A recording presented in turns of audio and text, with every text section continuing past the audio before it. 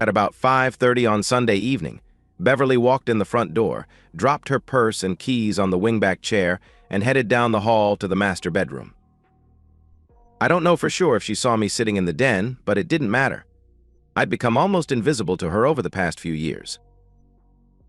I walked over and picked up her key ring. I removed the extra keys she had for my Toyota and then opened her purse.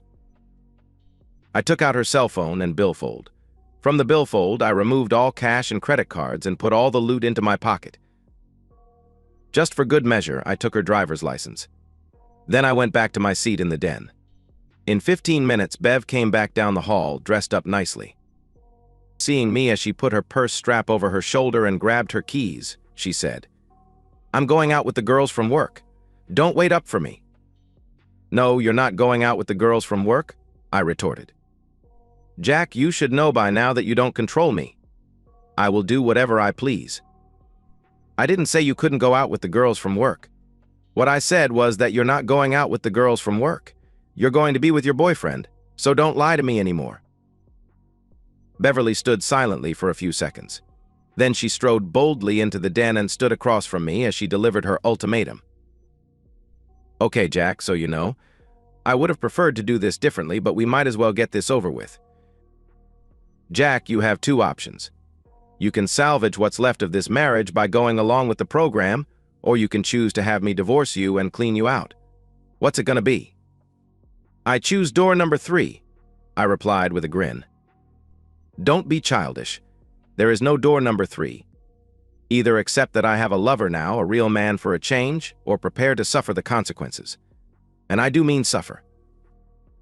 I stood and walked to Bev, grabbed her shoulders and pressed her against the wall.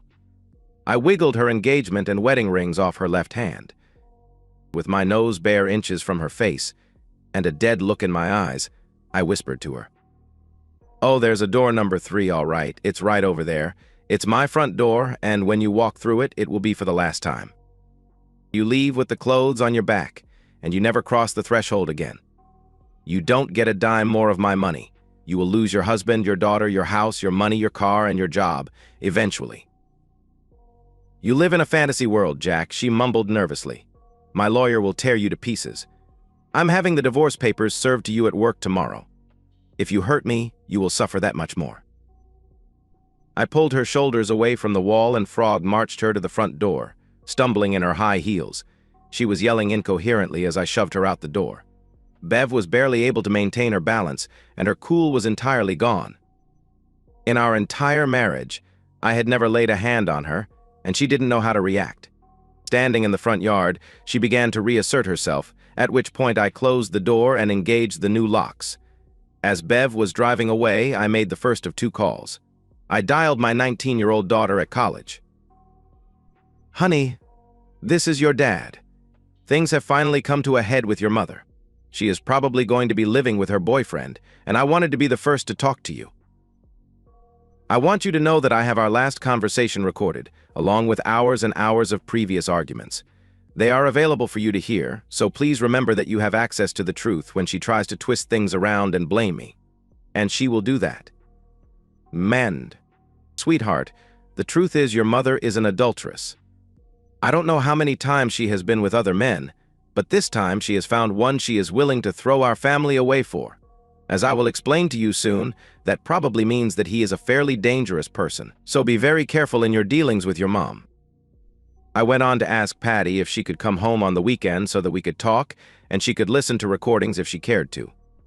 Patty agreed to drive home on Friday afternoon. My next call was to Martha, our neighbor at the end of the block.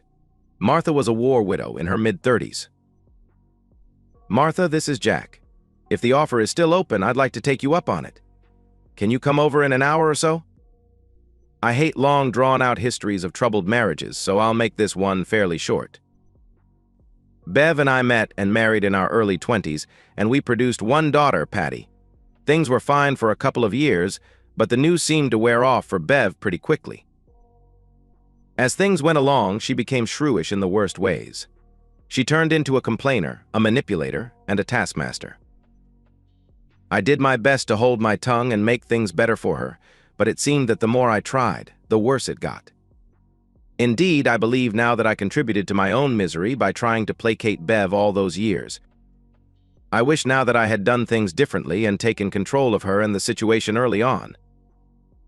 So now, in our mid-40s, things had gone completely off the rails. When I got suspicious of Bev and did a bit of investigation, I found out about her boyfriend pretty quickly, and the results were startling. She had taken up with a bulked-up ex-con with a reputation for violence against women. I don't think that Bev knew it initially, but her lover had at least 2 other women on the hook when Bev came along. The guy's name is Sylvester, of all things, and he is of course known as Sly. I was floored when I found out about him, but in a way it also made perfect sense to me. So when I knew the marriage was really over, a great relief swept over me, and I began planning. I've read stories where the wronged husband takes half the money. Not me. I took every goddamn penny I could lay my hands on, including whatever cash I could find around the house. I changed the locks, of course, and I had plans to aggravate Bev as much as possible in a very short amount of time. You see, my marriage had taught me a lot about how she reacts, and I planned to use her temper against her. She was a dangerous woman in many ways, but this time she would be a danger to herself, too. My planning actually began long before I found out about her lover, and the end came. For a couple of years, I had been recording us whenever we had an argument. She thought the device I always had with me was a simple MP3 player, but in fact I was creating a library of her antics for documentation. I knew that no one would believe my stories unless I had proof, since she only abused me in that way when we were alone. Around other folks, including our daughter, she was nice as pie. I wanted to be able to out her to everyone, including all friends and family. On the Monday after our Sunday confrontation, I set up for a party in the company break room. Overhead was a large banner reading, "Happy Divorce." I had cake and ice cream ready and anxiously awaited the arrival of the process server. Lucky me, it turned out to be a plump young woman doing the dirty work. Lots of pictures were taken as my co-workers, and I celebrated the serving of divorce papers. I had my picture taken accepting the papers and kissing the server on the cheek. She was wearing a party hat at the time. Another showed me putting a fork full of cake into her mouth, both of us smiling. When the party was over, I emailed the pictures to Bev. Along with those of the party, I sent a couple of myself and Martha, my neighbor, in my bed with the sheets pulled up to our necks and big smiles on our faces. I hoped that Bev would notice her wedding rings on Martha's left hand as they rested on my chest. In an hour, I got an angry call. "You liar. My lawyer will have you for lunch with these pictures. What a fool you are." "Not likely, Bev. There is nothing obscene or incriminating in those shots. No nudity. Just 2 neighbors pulling a prank. Just joke pics is all." "We'll see about that." "Jack, I'm coming by the house tonight to get some of my things. I think it would be better if you weren't there. If I'm not there, you won't be able to get in. All the locks have been changed. If you want anything, you have to get there well before 6:45. Martha and I have a date at 7 p.m., and I sure as hell don't want to be late. Last night I had the best experience I've ever had, and there's more to come tonight." Then I hung up and didn't answer when she called back 5 times. At 4:30 that afternoon, I took a ride to the parking lot at Bev's work. I wanted to get there before folks started coming out to go home. I had made sure there was no surveillance on the lot, and what I had to do would take under a minute. I pulled in next to Bev's car and slipped around it, clipping the valve stems on all her tires with a wire cutter. Oh yeah, she'd be pissed. Plus, she'd never get it fixed in time to get to the house before 6:45. But it was about 6:35 when she showed up. She had apparently taken a ride with someone, so I knew she was pretty desperate to get into the house. After all, I had seen receipts for clothes she'd bought that I knew she hadn't brought home, so she had to have plenty of clothing at her lover's house. She must want something else. I slipped out the back door and hustled down to Martha's house, leaving Bev beating on the front door and screaming. When I returned that evening, my front door window was destroyed and there was blood all around it. After viewing the surveillance video from the front porch, I called the police. The video showed Bev beating in the window with a tire iron, apparently gotten from her friend's car. You could plainly hear her threatening to kill me as she broke the glass and reached inside. Unluckily for her, the deadbolt I had installed was the kind that required a key to open either side. When she pulled her arm back through, she sliced up her forearm pretty well, which prompted another round of screaming and threats from her. I reported the incident to the police immediately, and one of the officers kindly led me through the process of filing for protection. By the next morning, Bev was served papers prohibiting her from coming within 500 feet of me or our house. To say she was pissed off would be putting it mildly. "What do you think you at doing, you jerk?" That's how her next phone call began. She was livid and threatened me again. I got the entire conversation recorded, unbeknownst to her. Hours later, after she'd calmed down somewhat, she called again. She said she was sending her friend Lindsay over that evening to collect some of her stuff. What is she so desperate to have from the house? I thought. So I agreed to receive Lindsay at 5:30 that Tuesday evening. I left work a bit early so that I could set up a video camera in my bedroom, with a monitor in the middle bedroom. Lindsay arrived on time, and I was extremely cordial. I sat on the bed as she loaded some clothes in 2 black plastic trash bags. Lindsay looked at me nervously and then asked if I'd get her some water from the kitchen. I smiled and walked into the middle bedroom. As soon as I looked at the monitor, I saw Lindsay sneak a shoebox from the closet into the bag nearest her. Then she went back to selecting clothes. I quickly grabbed a glass of water from the kitchen and went back to the bedroom. "I think that'll do it," she said. "Would you grab that bag and I'll take this one?" "Oh, that one looks heavier, Lindsay." "Let me take it," I replied. No, we're fine." "Just grab the other one, okay." "Is there something in that one I should know about, Lindsay?" I asked, as she started to fidget and drag her bag toward the door. I held her wrist and pulled the bag open. "It's just clothes and stuff Bev needs," she said anxiously. "You're a particularly bad liar, Lynn. What's in this box I'm feeling down in here? You want to tell me about this?" I pulled the shoebox out and opened it. The box was packed with bundles of $50 and $100 bills, all used looking. "Lindsay, you're trying to steal from me." I stood and pulled her arm behind her, marching her toward the door and down the hall. "Jack, that's Bev's money. She sent me here to get it. I'm not stealing anything."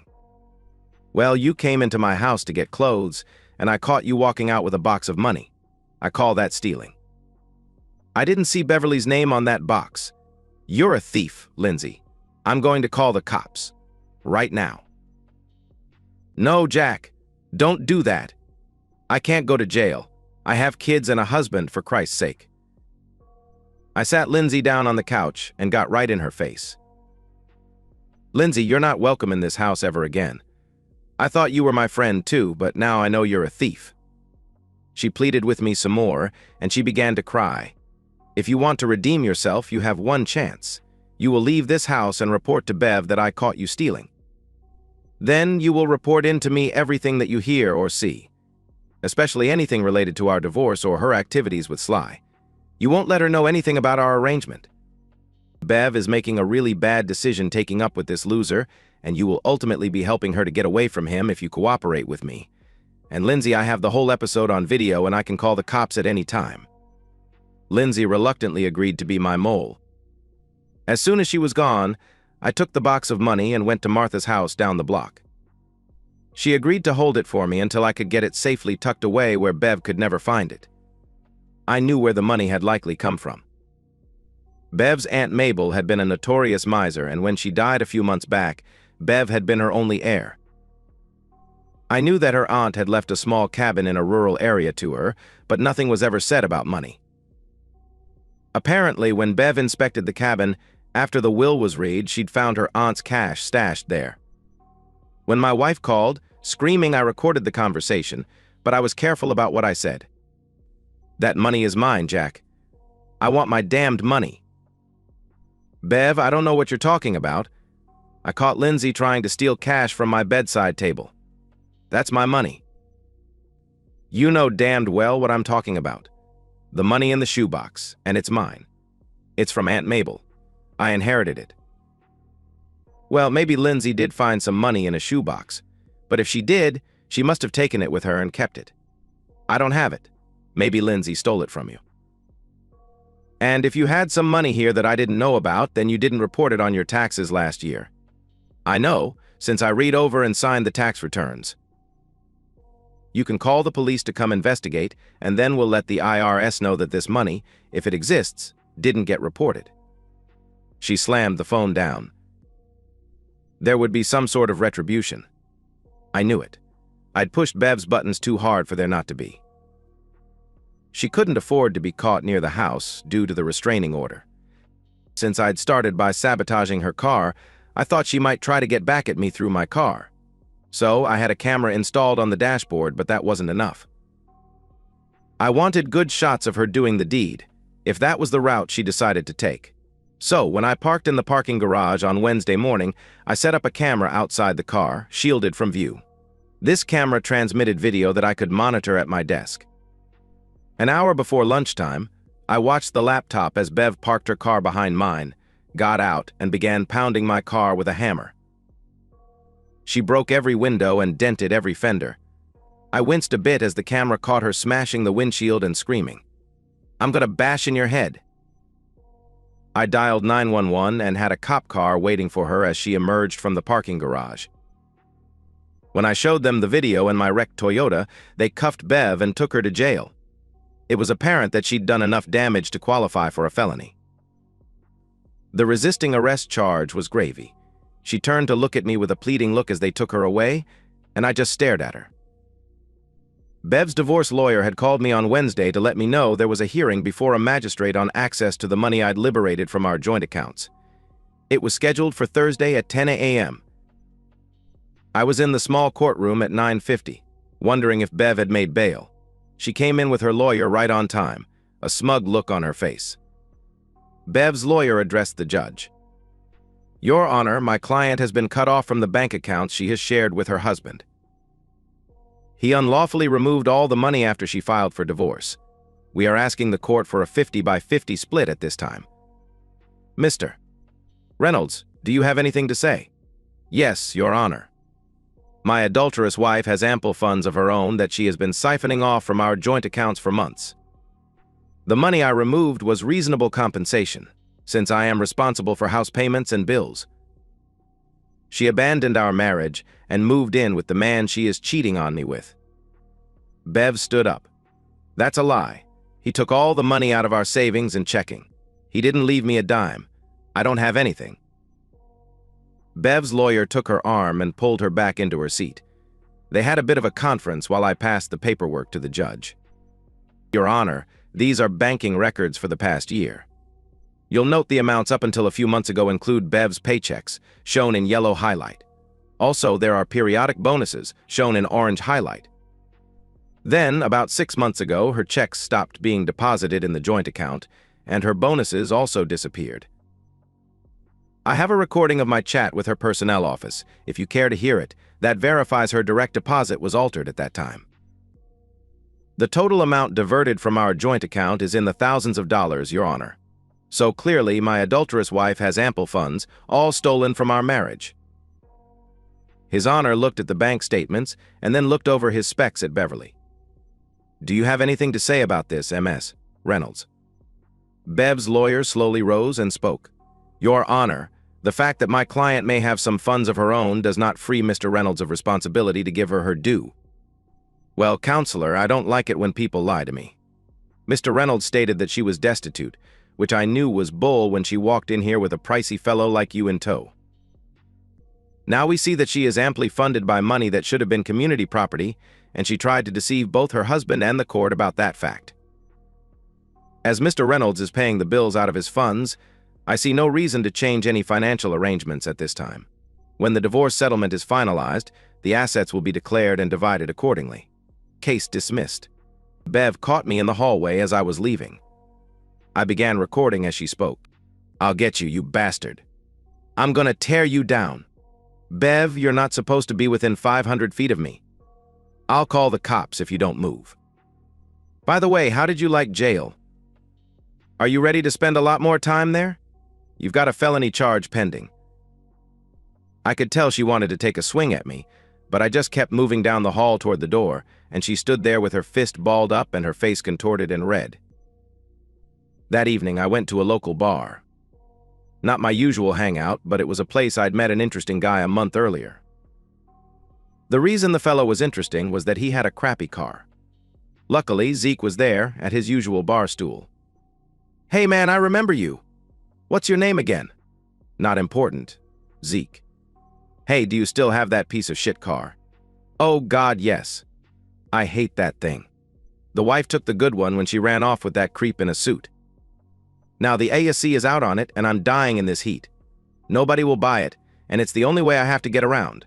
She took all the money, and my credit is bad." "Do you have your insurance paid up on it?" "If you do, I might be able to help you unload it and get something better." "I'm all ears, bro," he replied. "Suppose you were driving down, say 38th Street, and a gray cat suddenly ran out in front of you. You naturally slam on the brakes, and say a lady was following you too close and crashed into the back of your dog-ass car. At anything over 15 miles an hour, you'd be totaled. If you had your head braced against the headrest and your seatbelt on, you'd be okay physically. Insurance would cover your loss, and you could at least get a vehicle with AC. Yeah, but what if the person who hit me got hurt? I couldn't do that to some poor schnook," he answered. "Well, I could guarantee you that the person would be an unfaithful wife with no one else in the car if you were to follow my instructions. What would you say to that?" "Oh man, that would be great. I can't stand unfaithful people, and I sure need to unload this wreck of a car. Park at the corner of 38th and Lessing by 5 p.m. tomorrow. Look to your left, and when you see a blue Miata, pull out of the parking lot and head your way. Get in front of her. She's a tailgating woman, so drive a block or so until she's on your ass. Then you see the cat crossing the road, so brace and hit your brakes hard. Just stay in the car afterward, dial 911, and tell the EMS boys you think you might have whiplash. And by the way, I never met you. I'll never be in this bar again, and we don't know each other." "Man, you're cold," he replied. "Not as cold as the AC in your new ride," I answered. I left work early on Friday to meet my daughter at home. She had finished her classes and hurried back to town, as we had arranged on Sunday night. We talked for a while about the divorce situation, and I played her the recording of her mother and me and our door number 3 conversation. Patty was appalled to hear the ruthless tone of her mother and the demands she made. Then I played Patty a selection of the recordings I'd made over the previous 2 years, and she heard a side of Bev that she didn't realize existed. "What do you know about this guy she's with, Dad? I know he's bad news, and I want you to stay away from him. If you have to meet your mom, make sure you're in a public place with people around. I don't know what he might do to you to try and get to me. In any case, always protect yourself if there's any chance he might be around. Dad, I knew you and Mom had some problems, but I never realized just how bad things were. What the hell happened to you guys?" It was a question I was ready for, and I launched into a long monologue explaining my view of things. Here is a slightly shorter version. "Patty, the way I understand it now, your mother and I had radically different ideas about the way a marriage should work. I've done a lot of thinking about it, and I have a theory. Someone has probably already considered what I'm going to explain to you and written it all down in a book, but this is an idea I came up with on my own. There are 4 basic ways that authority can be distributed in a relationship. There is the case where neither party takes control, in which case things just drift like a ship without a rudder. It can also happen that both people assume responsibility. In that case, maybe they constantly fight over who's in charge, or maybe they divide things up so that each person has control over some aspects of the relationship. Maybe they are even able to share responsibility equally. That's the way I came into the relationship expecting things to be. It didn't turn out that way. Another way it can go is that the man is in charge. This way can work under certain conditions. I know we think of paternalistic relationships as abusive and demeaning to women these days, but if the man is totally devoted to his wife, it can be like Snow White and Prince Charming. It can be a fabulous life for a wife with the right temperament. She will live without the worry of making hard choices, assured that her man will always take care of her. Or it can be like your maternal grandparents. You know how Granny was always meek as a mouse, and your grandfather was heavy-handed, bossy, and occasionally cruel. That's what your mom saw growing up, and I think now that's what she expected in our relationship. So, when I tried to share the top spot with her, she began to see me as weak. The more I catered to her, the more she disrespected me. That brings me to the last possibility, the wife-dominant relationship. I think your mom decided to be the boss when I failed to live up to her caveman image. She became abusive toward me. She decided what projects were going to be done, and they had best be done to her satisfaction. I can't tell you the number of times she put me on a project and then stood there dictating exactly how I was to do it. It's about the same as the number of projects that never got finished, because I could not stand to be made to feel like an abused employee in my own house. She would literally tell me how I needed to hold my hammer or screwdriver while I was building or fixing something. It was totally micromanaging and intolerable. You see, when the wife is dominant, there is something that goes against human nature in most cases. I don't see how that type of power distribution can ever work. A husband can be dominant and retain love and affection for his wife, but a wife loses respect for any man she dominates. I think that's what happened to us. When I began to realize how things were going and fight back, Beverly did not view me as taking charge. By that time, she had me pegged as a wimp, and when I refused to allow her to boss me, she just saw me as a recalcitrant child. I could never regain her respect. I think this divorce process is my last chance to get her respect, so you will understand my actions when you see how hard I have to make it on her. Patty, soon you will find someone to take as your life partner. When you work out things like decisions about having children, what work to do, and where to live, work out how you're going to exercise authority. Be sure you and your mate know what to expect, and be sure there will be mutual respect. Otherwise, you'll both be miserable, and you may well wind up in the situation Bev and I are in. I will, Dad. I promise. A little later, the phone rang. Mr. Reynolds, this is Memorial Hospital. Your wife has been in a car wreck. She's stable and not injured too badly, but she will be with us at least overnight. Patty and I drove to the hospital, and I let her go into the room first. Patty didn't stay long, and I asked to talk to Bev alone when she came out, looking grim. I suspected there had been harsh words from Patty. Gee, you look like crap, Bev, I said with a slight grin. What a shitty week for you, huh? First, you lose your marriage, husband, and house.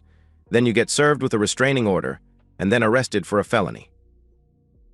Then you lose out on some money you'd counted on. Now your car is wrecked and you're in the hospital with a broken wrist and your face blasted by the airbag. I think this divorce is working out much better for me. I've even got great pussy waiting for me anytime I want it. Forget you, she replied. Hey, Bev, where's old Sly? He hasn't come to visit yet? No worries. He's probably with one of his other women right now. She blanched. You probably didn't know about the others when you started all this, did you? Looks like you know now. Wonder how long it'll be before he wants you to service one of them? I never thought of you as a rug muncher, but it's probably a good skill to learn, seeing as how you'll need it in jail. I'm not going to jail. My lawyer will get those bogus charges dropped. Really? Because when I talked to that DA, he indicated he was going to throw the book at you. He's got photographic evidence, and he has an election coming up. He wants to look really tough on crime about now. I think he'll ask for the max. She just sat there, staring. Hey, what car insurance company did you decide to go with? I asked. Car insurance? What do you mean? We have the same old, she answered. You mean you didn't get covered this week? When you filed on me, I dropped your car from the insurance. Surely you knew that? I mean, you demanded that your Miata have only your name on the title, so it is your responsibility. Honey, if you didn't get coverage this week, you're really in trouble. You'll have a couple of tickets to pay, towing charges, and 3 years of payments to make. You might not be able to afford another vehicle, and that Miata will be sitting in the back corner of some junkyard for eternity while you're still paying for it. But you might not need another car, since you won't have a job after you get convicted of a felony. Plus, the guy you hit may have medical bills and his insurance company is going to come after you for damages. Holy shit. But at least you have your health care covered, right? I'm on your, she answered. No. I dropped you off my health insurance on Monday. You didn't get that changed either. Baby, are you screwed? An ambulance ride, emergency room visit, x-rays, doctors, that cast on your right arm, a hospital stay, after care. That'll be thousands and thousands of dollars. Hey, speaking of medical, I was thinking the other day about that time you got sick a couple of years ago. Remember? I took a week of vacation time to take care of you. I held your head while you puked, and I cleaned everything up when you didn't quite make it to the bathroom. I called the doctor and went to the pharmacy to get you some medicine. When you were better in a week, you went right back to ragging me and calling me childish. I wonder how well old Sly will take care of you the next time you get sick. Well, I gotta go. Give Sly a call when you think he's done with his other affair. Have a nice life. Beverly just sat there crying as I left. I didn't care. After that, things went along without much happening for a while. I checked in with Lindsay from time to time. She was becoming alarmed by the hold Sly had over Bev, and in time, Lindsay drifted away from her. Then one evening as I got home and walked toward my front door, I was tackled on the lawn. I'd been pretty cautious about possible attacks, but I didn't see this one coming. The guy, who was wearing a ski mask, knocked the wind out of me and twisted my arm behind my back. He yelled in my ear that I had to give him the shoebox of money and tell the DA to drop the charges. It was obviously Sly, and I wasn't in much of a position to defend myself. However, I still had my car clicker in my hand, so I punched the panic button and the alarm started going off. Sly got mad and clocked me on the back of my head. Then he got up and walked away fast as lights started coming on neighbors' front porches and people began to peek out. I yelled to call 911, and in a few minutes a cop showed up. I wasn't hurt badly enough for an EMS ride, and Sly was long gone. None of my neighbors said they could identify him, so he got away with the assault. A worse shock happened when I called my daughter and told her about it the next day. Dad, I didn't want to tell you, but I had a run-in with Sly, too. Mom called me to talk. I told her we could talk, but away from the apartment. She asked me to pick her up, but when I got there, she pulled me in to sit on her couch. Then Sly came out and started talking to me. He said that since Mom couldn't perform very well in bed with her injuries, I had to take up the slack. He said she owed him, and that I was payment. I looked at her and she just looked at the floor and didn't say anything. Sly said, "Tell her to do it." Mom looked up at me and said, "Please, baby, go along with him. It won't be so bad, and I really need you to do this for me." Then he came up to me and grabbed my wrist to make me get up. He said we were going to the bedroom. My right hand was on the pepper spray in my purse, and as he pulled me up, I hit him with it in the face. He screamed and grabbed his face, and I got my purse and tried to pull Mom out the door, but she pulled away and went to him. I yelled at her to come on, but she was helping him into the bathroom, so I left. I can't believe my own mom tried to pimp me out to that bastard. I don't know if I could ever forgive her for that. I was boiling, as any father would be. I thought about the Beretta cheetah in the bedroom and almost went to get it. My daughter calmed me down after a while, saying she hadn't gotten hurt, and to think about the future. I made Patty promise to stay at school until the trial was over and to always have protection with her. She said she'd only go out with other students and never get herself caught alone, so I gradually got myself under control. Sly had told me to talk to the DA, but he didn't expect me to have the conversation I actually had. I played the recording of my daughter and her story about Sly and reminded him that Sly had attacked me. The DA asked if I wanted to lighten up on Bev or maybe drop the charges. Absolutely not. I want you to ask for the max. Bev is under the control of this snake, and the only way I can see to help her is to get her away from him. A few months in jail might straighten her out. The DA agreed, and the trial moved forward. I felt pretty secure at home and at work, but there were times when I was vulnerable. When I was going to or from the parking garage, I was open to attack, but I was most wary on my drives to and from work. Our house is located in a subdivision some 10 miles down a ranch road. For a 15-mile stretch, it's the only turn off from that road. The only other thing out there is a series of large ranches with locked gates, so I was very conscious of the other traffic on that long drive home. I carried the Beretta in the car with me constantly. One evening, a few days before Bev's trial was to begin, I saw the pickup's headlights behind me, about 2 miles down the road to home, and my skin began to feel prickly. Soon I had him 20 feet from my back bumper, doing 55 mph. I punched 911 on my phone and the record button on my little recorder. As I eased my speed up to 70, the pickup stayed with me. I gave a running commentary to the 911 operator, asking her to call the detective who investigated my beating. The pickup kept up the pressure for another 5 miles as I frantically told the operator what was happening. The pistol was out on the seat beside me, and I eased off the safety. I realized that there was a bridge ahead, over a small creek bed, with old-fashioned concrete abutments. I guessed that Sly, or whoever was driving the truck, would make his move to force me off the road there. With 100 yards to go before the bridge, the pickup accelerated around me, and I knew he would try to edge me off the road. I caught a glimpse of Bev's face in the passenger seat of the pickup as it came abreast. I hit the brakes hard enough to go into a slide, but as it turned out, not so hard that I lost control. The truck pulled in front of me, but he missed my front bumper due to my braking.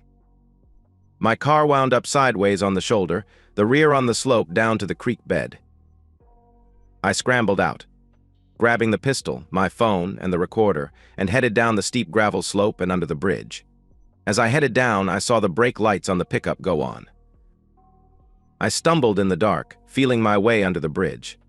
This was a great way to meet a rattler, resting on the warm ground, but that was not the snake I was worried about at the time. I was breathing hard and trying to find the safest spot to hide. At last, I stopped and chambered around in the Beretta. I waited, but I heard nothing for a while. The cell phone connection to 911 got dropped. I tried to redial in the dark, but being under the bridge was not the best place to get a signal. I was stuck, and I had no idea if help was on the way. At least I wasn't hearing the growl of that pickup above. I wasn't about to move. I told myself I'd spend the night there if I needed to. It seemed to take forever, but it was probably only 5 or 10 minutes until I heard the siren in the distance, coming from the same direction as I had. If they were that far behind, they'd never catch the pickup. The cop car apparently stopped when they saw my car on the shoulder, and I began to head back up the slope, leaving the Beretta under the bridge. I held up my hands and asked them not to shoot. As I got near the road, I saw that there were 2 cars, and they were arranged across the road, blocking both lanes. At about the same time, I heard sirens coming in the other direction and saw the pickup coming back toward the bridge. I hit the dirt. From the ground, I couldn't see much, but I heard the pickup screech to a halt and the officers called to the driver to get out and get on the ground. The other cop cars, trailing the pickup, stopped behind it. Soon, it was over. Bev and Sly the Snake were in custody, charged with attempted murder. I was rattled, but I went home, took a shower, and tried in vain to sleep. When your spouse is arraigned on several felony counts, divorce seems to go very easily. I got lots of sympathy from the judge, and no resistance from Bev or her frazzled lawyer. Bev was frantic to spend as little time in jail as possible. She offered, through her lawyer, to give me basically everything in the divorce for any help I could provide in reducing her sentence. During the sentencing hearing, I testified that she had been a good wife and mother until she'd come under the influence of Sly. I told the judge that, in time, I could forgive her for trying to kill me. I failed to mention that she'd almost surely cheated on me with other men and had made my life hell for years. I couldn't read her expression in the courtroom, and I never talked to her directly during that time. In the end, Sly went to prison for a long time. It was not his first offense. I heartily hope he's roommates with a large, sweaty man named Bubba who thinks his ass is cute as candy. The judge was kinder to Bev, but it would be at least 3 years until she was up for parole. So it's been about 4 years since Bev got put away. I heard from the DA's office that she was out on parole about a year ago. I kept waiting to hear from her. I know that she's not in contact with Patty either. Revenge is great and all, but not as great as resolution. I found that I could not help thinking about all that had happened, and so I did something I would not have anticipated. I looked up my ex-wife. Bev, this is Jack. I have something of yours and I want to give it back. I was calling the halfway house where Bev now resided. For several seconds, I didn't know if she'd heard me. There was no response. "Beverly, I have a shoebox to give you. Do you hear me? Can we meet someplace so I can return it?" I thought she might hang up, but eventually she spoke. "Where? When?" "I don't care. We can meet somewhere neutral, like a restaurant, or you can come by the house, whatever you want. On Sunday, maybe. Are you available on Sunday?" She was silent some more. "I'll be by on Sunday at 2 o'clock. The phone went dead. "How do you go about getting ready for a meeting with your ex-wife, the mother of your child, the woman who tried to kill you, and a convicted felon?" I made lemonade and cookies and dressed casually. I opened the door for Bev, and there was no attempt by either of us to even shake hands, much less hug. We just said hello and I motioned her into the den. Her hair was much shorter than before, and her look was hard. Not much makeup, if any. She was now a woman of 50, and she looked every bit of it. On the coffee table were drinks, cookies, and the shoebox. She sat opposite the couch, and I offered her refreshments, which she declined. Did she suspect I'd try to poison her? "Okay. If you don't want lemonade and cookies, I guess the only other thing is the shoebox and anything we might have to say to each other." "What's the catch, Jack? What do you want in return? Is there anything left in it?" She was still very suspicious of me. "No catch, Bev. It's all there, except for a few thousand I put with some of my money and gave to Patty when she got married for a down payment on her home. If you want, she will gladly start paying you that money back anytime you like." From Bev's face, I could tell that she didn't know Patty was married. Patty's married for 2 years now, and you're a grandmother. I could see the strain in her eyes, and I knew she was fighting back emotion. The little girl's name is Shannon Beverly Evans. Shannon is the name of her other grandmother. Bev's eyes were filling up now, despite her best efforts. "Bev, I know you haven't been in contact with Patty for some time. There is a path for you two to make connections again. If you'd like, I can pave the way for you." Beverly nodded, and the tears were now running down her cheek. I reached to the side table for a box of tissues, which I placed on the coffee table. "So, I'll give you a short version of what's happened with me, unless you plan to leave right away." She was wiping her cheek and trying to compose herself. "Patty found a great guy, Stan Evans. He's into computers and networks. They seem to really work well together. She is a great mom, and they are so devoted to each other. Martha and I didn't last but a few months. She's too young for me, and she just needed me temporarily until she could get on with her life. She found another soldier, and she moved away. I date some, but I break things off if it looks like a relationship is beginning. I'm better off by myself. I'll stay single." There was silence for a bit. "I'm going to say some things now that are strictly for my benefit, but you might get something out of them. I hope you do. I couldn't wait to see you in jail. I hated you and pictured you dead many times. And then when they locked you up, my feelings began to change. I found that I couldn't enjoy my victory, if that's what it was. So I quit hating you. Even though you didn't ask me to, I forgave you. The reason is that I know you're not 100% to blame. I failed to understand you until it was too late, and we never could communicate with each other. We only fought." Beverly had regained her composure and looked up from the floor. Her hard edge was back. Still, she didn't speak. "That's really about it. Short and sweet. Unless you have things to say to me, and if you don't care for refreshments, I won't keep you any longer. You probably have important stuff to do." She stood and picked up the box. As she headed toward the front door, for the first time since I pushed her out years before, I called to her. "It doesn't make any difference now, and you don't need to answer unless you want to. But I'm wondering, all that time we were together, and especially that last day you were here, it was obvious that you saw me as weak. Do you still think I'm weak, Bev?" She stopped, one hand on the doorknob, and looked back at me. "I hate you. You're cruel, and you destroyed my life." She paused. "But I don't think you're weak." And then she was gone. And that's the end of today's story. If you enjoyed it, please give this video a thumbs up and drop a comment below. Your support helps the algorithm push my content further.